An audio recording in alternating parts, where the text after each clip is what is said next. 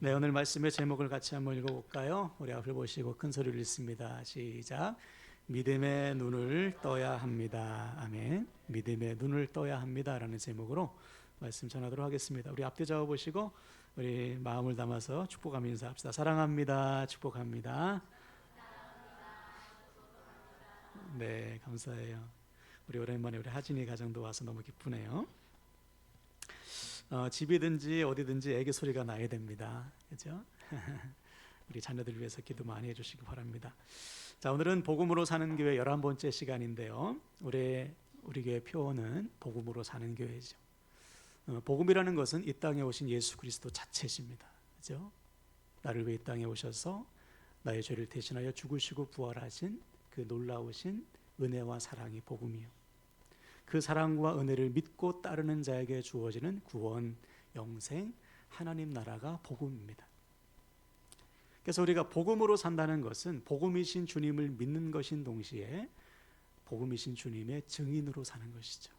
복음이신 주님을 전하면서 사는 것. 그때 우리 삶의 복음의 능력, 복음의 열매가 나타나게 될 것입니다.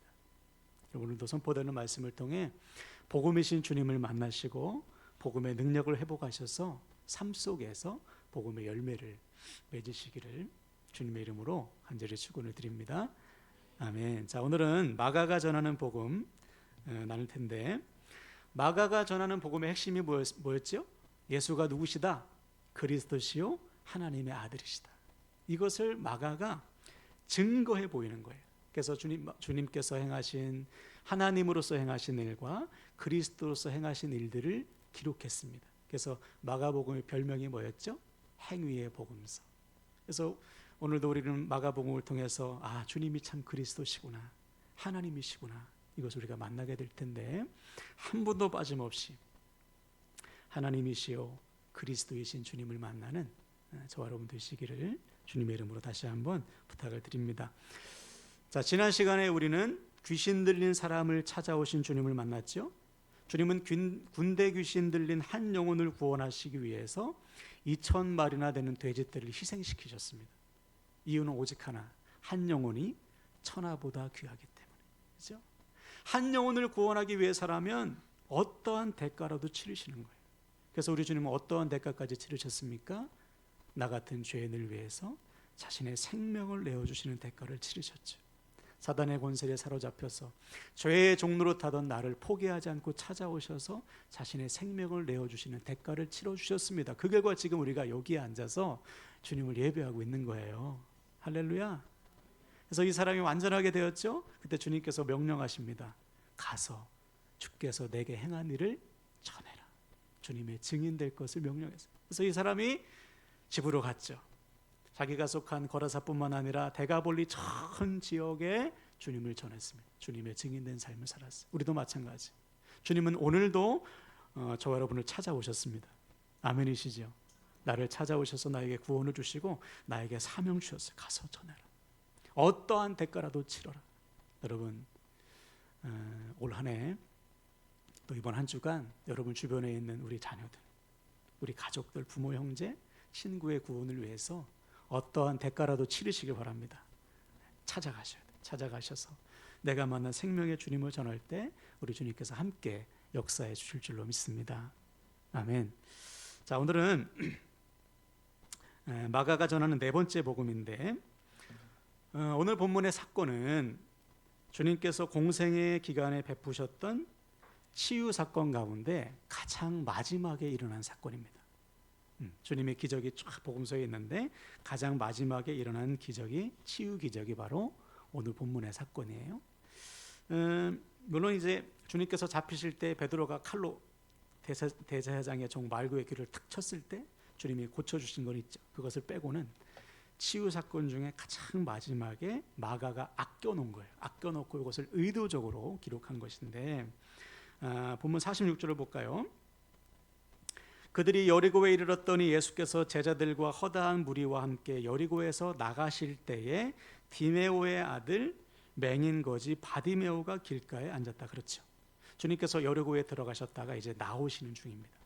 이제 예루살렘으로 가는 중간에 이제 여리고를 들리셨는데, 거기서 누굴 만나냐면은 디메오의 아들 바디메오를 만나셨어요. 성경은 그를 가리켜 어떻게 묘사하고 있냐면 맹인이자 거지라고 기록하고 있습니다. 앞을 못 보는 사람입니다. 여러분, 그 당시에 맹인은 저주받은 인생의 대명사였어요. 눈을 못 본다고 하면 저 사람 저주받았네, 낙인이 찍힌 사람입니다. 눈이 보이지 않으니 일을 할 수 없죠. 그러니까 구걸할 수밖에 없습니다. 그래서 바디메오 역시 길가에 앉아서 성 밖에서 구걸을 하고 앉아 있던 것이죠. 근데 자기 앞에 누가 지나간다는 소식을 들었습니까? 예수가 지나간다는 소식을 들은 거예요. 소리를 들은 거예요. 야, 예수가 지나간다. 이때 바디메오가 어떻게 반응하는지 47절 보세요. 나사렛 예수시란 말을 듣고 소리질러 이르되 다윗의 자손 예수여 나를 불쌍히 여기소서 하거늘. 그렇죠? 자기 앞에 예수님이 지나간다는 소식을 듣고 바디메오는 지체 없이 외치는 거예요. 다윗의 자손 예수여 나를 불쌍히 여기소서. 자, 여기서 우리는 다윗의 자손 예수여라는 말에 주목해야 돼요. 여러분, 이 당시에 다윗의 자손이라는 것은 무슨 의미일까요? 다윗의 자손이요, 무슨 의미일까요? 이 땅에 오실 메시아, 그리스도, 구원자라는 뜻입니다. 그러므로 지금 바디메오가 예수님을 향해서 다윗의 자손이여라고 외친 것은 예수님이야말로 이 땅에 오신 누구다? 메시아, 그리스도, 구원자임을 고백하고 있는 것이죠. 자, 이에 대해서 예레미야 23장 5절을 보세요. 자, 앞을보금 읽어볼까요? 시작. 여호와의 말씀이니라. 보라, 때가 이르니니 내가 다윗에게 한 의로운 가지를 일으킬 것이라. 그가 왕이 되어 지혜롭게 다스리며 세상에서 정의와 공의를 행할 것이며. 그렇죠. 하나님은 이미 예레미야 선지자로 하여금 이 땅에 오실 왕, 그리스도, 메시아가 누구의 후손이다? 다윗의 가지에서 난다. 다윗의 후손에서 메시아 그리스도가 날 것을 알려주셨습니다. 그래서 이 말씀을 바디메오가 이제 안 것이죠. 이 땅에 오실 메시아가 바로 예수시구나. 그래서 예수님을 향해서 당신은 다윗의 자손입니다. 이 땅에 오실 메시아입니다. 그리스도입니다. 구원자입니다라고 선포하고 있는 거예요. 자, 그럼 생각해 보세요. 거기에 수많은 사람이 있었지만 오직 한 사람, 누구만, 눈이 먼 바디메오만 예수를 뭐라고 고백하고 있는 것입니까? 그리스도, 구원자, 메시아라고 고백하고 있는 거예요. 반면에 두 눈이 멀쩡한 사람, 아무도 주님이 그리스도요, 구원자요, 메시아임을 고백하지 못하고 있는 거예요. 그러므로 누가 맹인입니까? 눈앞에 주님을 보고도 주님을 알아보지 못하는 사람들이 진짜 맹인인 것이죠. 그것을 알려주기 위해서 지금 마가가 이 사건을 기록하고 있는 거예요. 우리가 읽지는 않았지만 오늘 본문 바로 앞에 어떠한 사건이 있냐면 갑자기 야고보와 요한, 세베대의 두 아들 아닙니까? 야고보, 요한이 주님을 찾아와서 부탁을 해요. 뜬금없는 부탁을 합니다. 어떤 부탁이냐? 주님께서 영광을 받으시면, 즉 나라를 세우시면 저에게 오른자리 왼자리 주십시오. 우의정 좌의정을 우리 형제에게 주십시오. 그동안 우리가 고생했지 않습니까? 하나님 나라가 세워지면 그러한 보상을 받길 원한다는 거예요. 여전히 이 사람들은 하나님의 나라가 눈에 보이는 정치적인 나라로 착각하고 있는 것이죠. 자, 그래서 주님께서 그 유명한 말씀을 하신 겁니다. 우리 44절 45절 우리 바로 앞에 있으니까 한번 읽어볼까요? 자, 제가 읽을게요. 여러분 눈으로 보세요. 너희 중에 누구든지 으뜸이 되고자 하는 자는 모든 사람의 종이 되어야 하리라. 인자가 온 것은 섬김을 받으려 함이 아니라 도리어 섬기려 하고 자기 목숨을 많은 사람의 대속물로 주려 함이니라. 그렇죠. 하나님 나라에서 주어질 상급은 이 땅에서 높은 자리 차지하는 게 아니라는 것이죠. 오히려 높아지려고 하면 어떻게 하나? 가장 낮은 곳에서 모든 사람의 종이 되어서 죽기까지 섬겨라. 그러면 하나님 나라에서 하나님께서 너 높일 것이다. 다시 말해, 여전히 자신의 욕심에 눈이 먼 제자들이에요. 네? 그러므로 누가 눈먼 자냐? 주님을 앞에 두고도 주님이 누구신지 모르는, 여전히 자기의 욕심에 눈이 먼 사람들이야말로 영적인 맹인들이다. 자, 그러므로 여기서 우리는 마가의 의도를 알아야 되죠. 왜 마가는 이 사건을 가장 마지막에 배치해 놓고 있었을까? 그것은 바로 진짜 맹인이 누구냐 알려주길 원했던 거예요. 여러분, 진짜 맹인은 눈이 먼 사람이 아닙니다. 주님이 누구신지 알지 못하는 사람이에요. 즉 주님께서 그렇게 베푸셨던 수많은 기적을 보고도 믿지 않았던 그 당시의 사람들, 대제사장, 바리새인, 서기관들이 맹인이요, 주님 곁에서 주님의 말씀을 듣고 3년 반 동안이나 따라다니면서도 여전히 주님 저에게 한 자리 좀 차지하게 해주십시오, 욕심에 눈이 먼 제자들이야말로 영적인 맹인들이다. 이들이야말로 눈을 떠야 하는 사람들인 것이죠. 우리도 마찬가지. 오늘날 교회 안에 들여다보면 얼마나 많은 사람들의 눈이 멀었는지 모릅니다. 영적인 눈이 멀어 있는 것이죠. 무엇을 보면 알 수 있습니까? 매일의 삶 속에서 나와 함께 하시는 주님을 보지 못하는 거예요. 믿음의 눈을 들어서 주님을 바라보고 주님의 뜻을 구하고 주님의 인도하심을 바라야 되는데 눈이 멀었으니 볼 수가 없어요. 그 결과 어떻게 삽니까? 철저히 육신의 눈에 보이는 대로 상황에 갇히고, 그죠? 환경에 지배당하는 삶을 사는 거예요. 예를 들어서 홍해 앞에 선 백성들 어떻게 했습니까? 완전히 요즘 말로 멘붕에 빠지죠. 큰일 났어요. 어쩔 줄을 모르는 거예요. 눈앞에 홍해, 뒤에는 애굽의 군대가 막 쫓아오니까 아이고 죽었네, 끝났네, 절망하잖아요. 반면에 오직 한 사람 모세는 어떻게 합니까? 모세도 앞에 홍해가 보이죠? 뒤에 애굽의 군대도 보입니다. 그러나 그는 다른 것을 보고 있어요. 무엇을 보고 있었을까? 우리 출애굽기 14장 13절 한번 선포 한번 읽어볼까요? 시작. 모세가 백성에게 이르되 너희는 두려워하지 말고 가만히 서서 여호와께서 오늘 너희를 위하여 행하시는 구원을 보라. 너희가 오늘 본 애굽 사람을 영원히 다시 보지 아니하리라. 아멘. 백성들은 눈앞에 홍해, 뒤에 애굽의 군대, 그저 육신의 눈에 갇혀 있지만 모세는 또 다른 것을 보고 있는 거예요. 그 상황 속에서 역사하실 하나님의 구원을 보고 있는 것이죠. 다시 말해 모세는 상황에 갇히지 않았어요. 환경에 지배당하지 않고 그 환경을 초월해서 역사하실 하나님을 보고 있다고요. 그 결과 어떤 일이 일어났습니까? 모세의 믿음대로 홍해를 가르시는 하나님의 구원을 경험하잖아요. 이게 바로 믿음의 눈을 뜬 사람의 삶이에요. 우리에게는 믿음의 눈이 주어졌다는 사실을 기억해야 돼요. 또 한 가지, 사도행전 16장에 보면 바울과 실라가 등장해요. 바울과 실라가 2차 전도 중에 있었습니다. 원래는 에베소를 중심으로 한 소아시아, 오늘날의 터키를 목표로 탁 집어넣고 내가 저기에서 복음을 전해야지, 그렇게 바울과 실라가 갔어. 근데 성령께서 야 거기 아니야, 일로 와, 마게도냐, 오늘날의 그리스로 오라는, 그리스. 그래서 즉시로 순종해서 바울과 실라가 첫 번째 마게도냐 땅에 도착한 도시가 어디냐? 빌립보입니다. 이 빌립보에서 복음을 전하는 거예요. 복음을 전하다가 한 여종, 귀신 들린 여종을 고쳐주죠. 나와라 하니까 곧바로 나오고 여자가 온전해졌어요. 근데 이 일로 바울과 실라가 고발을 당합니다. 왜냐하면 이 귀신 들려서 점치고 있었거든요. 여종인데, 근데 점을 못 치니까 돈을 못 벌어. 그래서 이 여종의 주인들이 이 바울과 실라를 고발한 거예요. 이상한 소문 뻗고 이상한 도를 가르치고 다닌다. 그래서 매를 실컷 맞고서 감옥에 갇혔어요. 얼마나 억울한 상황입니까? 그렇죠? 아니 오라고 해놓고서 복음을 전하다가 감옥에 갇혔으니 얼마나 절망스러운 상황이에요. 자, 근데 이때 바울과 실라에게 뭐가 있습니까? 믿음의 눈이 있는 것이죠. 칠흑 같은 감옥 속에서도 그들은 눈앞에 감옥을 보지 않고 딴 걸 보고 있는 거예요. 자, 그래서 그들이 어떻게 했는지 한번 볼까요? 사도행전 16장 25절 있습니다. 시작. 한밤중에 바울과 실라가 기도하고 하나님을 찬송하며 죄수들이 듣더라. 아멘. 그 상황 속에서 바울과 실라는 뭐 하느냐? 기도합니다. 뭐라고 기도했을까요? 하나님 빨리 우리를 꺼내주세요. 이 감옥에서 빨리 우리를 꺼내주세요. 이렇게 기도했을까요? 아니요.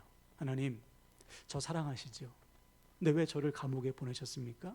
하나님의 뜻이 무엇입니까? 하나님의 뜻을 물었을 거예요. 그 결과 기도가 뭘로 바뀝니까? 찬송으로 바뀌잖아요. 이게 믿음의 눈을 가진 사람의 모습이에요. 눈앞의 상황, 감옥이라는 상황에 갇히잖아요. 이 상황 속에서 역사하실 하나님의 뜻을 묻고 기도하며 찬송하는 것이죠. 상황을 이겨내는 거예요.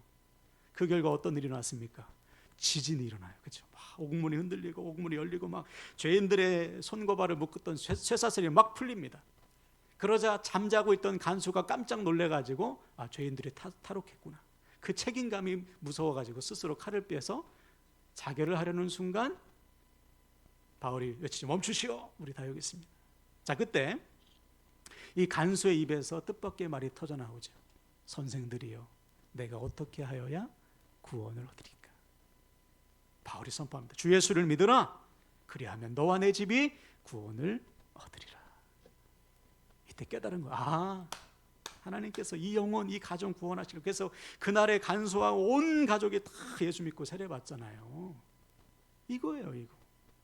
믿음의 눈이 있는 사람은 감옥 속에서도 갇히잖아요. 아무리 절망적인 상황이 그 사람을 덮어도 그 상황 속에서 역사하실 주님을 보니까 무너지지 않는 것입니다. 새 일을 행하시는 주님을 보게 되는 것이죠. 여러분, 우리도 마찬가지예요. 우리 역시 믿음의 눈을 떠야 됩니다. 믿음의 눈. 모세처럼, 바울과 실라처럼, 오늘 본문의 바디메오처럼 믿음의 눈을 들어서 주님을 봐야 되는 거예요. 전에도 말씀드렸잖아요. 예수 믿는 우리에게는 또 다른 눈, 믿음의 눈이 주어진다고. 이 사실을 아주 드라마틱하게 보여준 사건이 있죠. 사도행전 9장에 바울이 부활하신 주님을 만났을 때 눈이 멀어요. 밝은 빛에 의해서 눈이 먼데 3일 후에 아나니아가 안수해서 다시 보게 되었을 때 눈에서 비늘 같은 것이 벗겨집니다. 이것은 새로운 눈이 되었다는 거예요. 근데 어떤 눈입니까? 헬라어로 아나블레포. 그렇죠? 블레포는 보다라는 것이고 아나는 다시라는 뜻이 있지만 또 어떤 뜻이 있다고 했어요? 위를 향하여. 즉 바울은 다시 보게 되었는데 주님을 만나 새로운 눈이 주어졌는데 어떤 눈이냐? 그 눈은 위에 계신 하나님을 바라보는 눈으로 바뀌었다. 육신의 눈뿐만 아니라 이 모든 상황을 초월해서 역사하시는 하나님을 볼 수 있는 믿음의 눈을 받은 거예요. 이것이 구원받은 저와 여러분 모두에게 주어진 믿음의 눈임을 믿으시길 바랍니다. 이 눈으로 상황을 봐야죠. 그러면 모든 상황 속에서 역사하시는 하나님을 우리도 경험하게 된다는 사실을 믿으시길 바랍니다. 자, 그래서 오늘 본문의 바디메오도 보세요. 48절. 많은 사람이 꾸짖어 잠잠하라 하되 그가 더욱 크게 소리질러 위르되 다윗의 자손이여 나를 불쌍히 여기소서 하거늘. 그렇죠? 바디메오가 소리 질렀어요. 예수여, 다윗의 자손이 나를 불쌍히 여겨주세요. 그러니까 사람들이 막 꾸짖는 거야. 야, 너 저주받은 인생 조용히 해. 너는 없어. 그냥 끝났어. 너는 그냥 그렇게 살아. 그 상황 속에서 그냥 살아. 근데 바디메오는 무슨 말이야? 주님이 내게 계시니 내가 소리치는 거야. 주님, 나를 절망에서 건져주소서. 주님께 외치고 또 외치는 거예요. 믿음의 눈을 들어서 주님을 보는 것이죠. 예. 자, 그때 주님께서 가던 길을 멈추시고 바디메오를 부르십니다. 물으셔요. 내게 무엇을 하여 주기를 원하느냐? 바디메오가 지체 없이 대답하죠. 보기를 원합니다. 보기를 원합니다, 주님. 자, 이때 사용된 단어가 뭘까요? 아나블레포. 주님, 제가 다시 보기를 원합니다. 근데 그 눈은 어떤 눈? 육신의 눈만 뜨는 것이 아니고 내가 살아계신 주님을 보는 믿음의 눈도 같이 뜨기를 원합니다. 이 고백을 담아서 주님께 다시 보기를 원한다고 아나블레포 외친 거예요. 이때 주님께서 뭐라고 선포하셨습니까? 내 믿음이 너를 구원하였느니라. 그토록 원했던 살아계신 주님을 보는 구원받은 자에게 주어지는 믿음의 눈이 뜨인 거예요. 육신의 눈뿐만 아니라. 그리고서 받으면 어떻게 했습니까? 아이고 감사합니다 하고 집으로 갔나요? 주님을 따르는 제자로 살게 되었어요.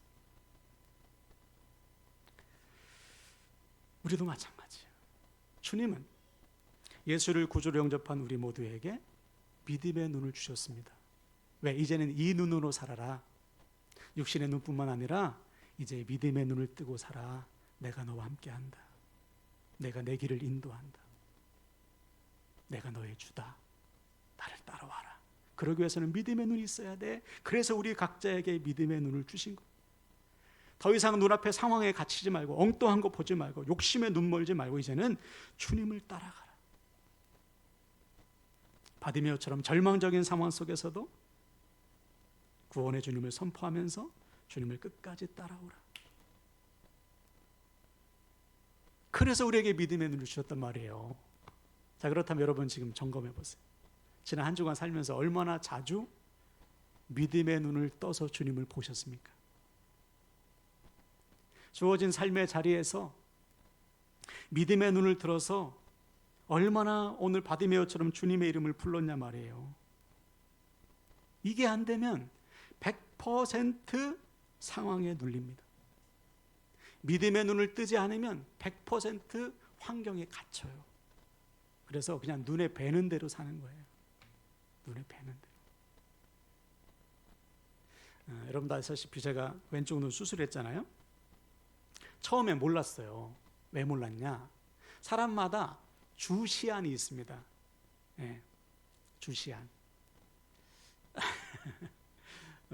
저는 오른쪽 눈이 주시안이에요.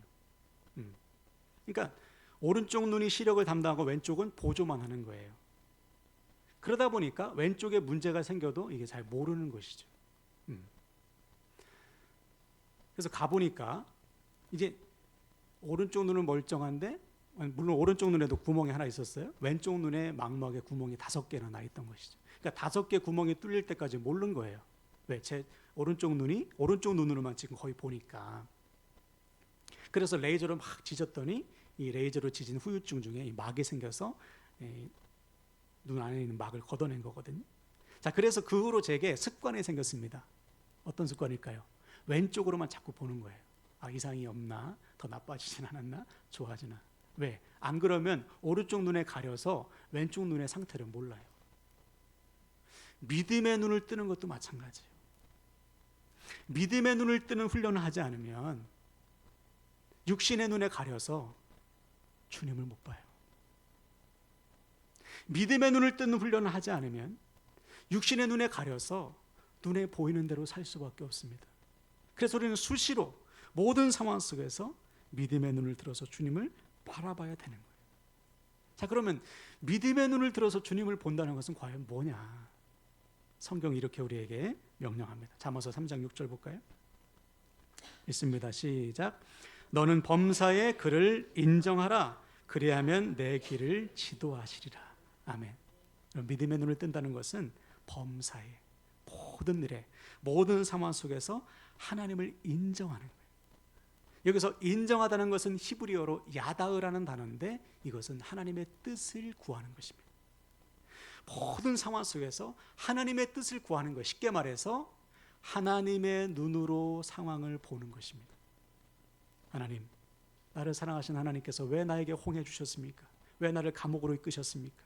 왜 나에게 이런 문제 주셨습니까? 주님의 눈으로 주님을 바라보는 거예요. 상황을 바라보는 거예요.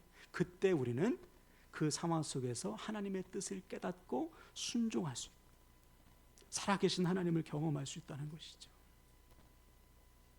이것이 바로 믿음의 눈으로 상황을 보는 거예요. 그 상황 속에서 하나님을 인정하고 하나님의 뜻을 구하고 하나님의 뜻에 순종할 때 우리는 하나님의 인도하심을 누릴 수 있다. 그러므로 사랑하는 여러분, 이제 결단하실 때 오늘부터 우리는 반드시 바디메오처럼 믿음의 눈을 떠야 됩니다. 더 이상 그냥 육신의 눈에 보이는 대로 살아서는 안 돼요. 내 욕심에 눈이 먼 삶을 살아서는 안 됩니다. 모든 상황 속에서 믿음의 눈을 들어서 나와 함께 하시는 주님을 따라가야 돼요. 어떻게 해야 됩니까? 범사에 하나님을 인정하라. 모든 상황 속에서 하나님의 뜻을 구하며 하나님의 눈으로 상황을 바라보라. 그때 우리는 결코 상황에 눌리지 않을 거예요. 모세처럼 홍해 앞에서도 우리에게 구원을 베푸신 하나님을 보게 될 것이고, 바울과 실라처럼 절망스러운 상황 속에서도 새 일을 행하시는 주님을 경험하게 될 것이고, 바디메오처럼 풀리지 않는 인생의 문제를 해결하시는 하나님을 만나게 될 것입니다. 이 확신과 소망 가지고 오늘부터 여러분, 주께서 주시는 믿음의 눈 크게 뜨시고 모든 상황 속에서 하나님의 눈으로 상황을 바라보고 그 상황 속에서 주님의 뜻에 순종하여 하나님의 인도함 받는, 그리고 바디메오처럼 주님을 따라가는 저 여러분 되시기를 주님의 이름으로 간절히 축원을 드립니다. 아멘, 아멘. 이 시간에